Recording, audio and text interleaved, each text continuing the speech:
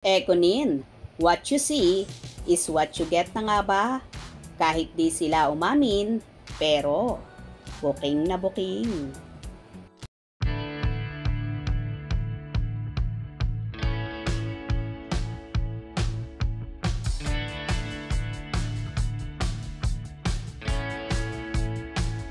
Tila di na nga kaya pang itago ng bagong lovebirds na sina Janine Gutierrez at Jericho Rosales ang totoong estado ng kanilang relasyon.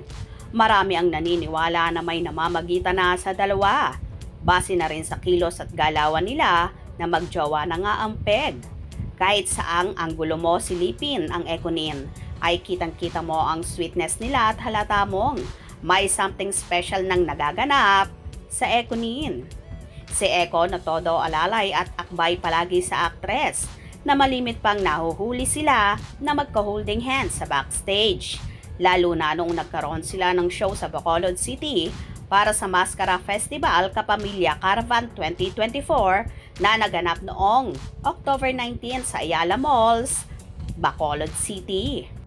Kahit nga sa lift, kitang-kita mo kung gaano inaalagaan ni Jericho si Janine at talagang palaging magkahawak kamay.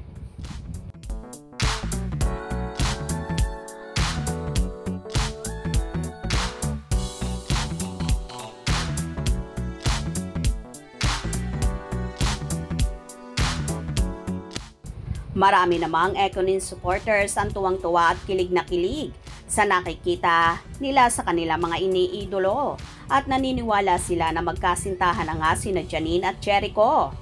So, kung ayaw pa nilang umamin sa publiko, what you see is what you get na nga ba sa Ekonin? Well, wag tayong mainip sa pag-amin ng dalawa. Malay mo naman, humahanap lang sila ng tamang panahon at tamang timing para dito. Ang importante at mas maganda ngayon, nakikita natin si Janine na so happy at so in love sa nagpapatibok ng kanyang puso ngayon. Walang iba kundi ang hunk actor at Mr. Pogi na si Jericho Rosales.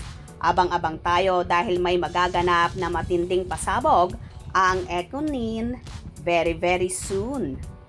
Suportahan din natin ang kanilang serye na Lavender Fields na gabi-gabing mapapanood at so exciting ang mga susunod pang episodes. Kaya naman palaging tumutok at wag na wag bibitiw sa mga maiinit na kaganapan sa Ekonin. Kung nagustuhan nyo ang video na ito, comment down below.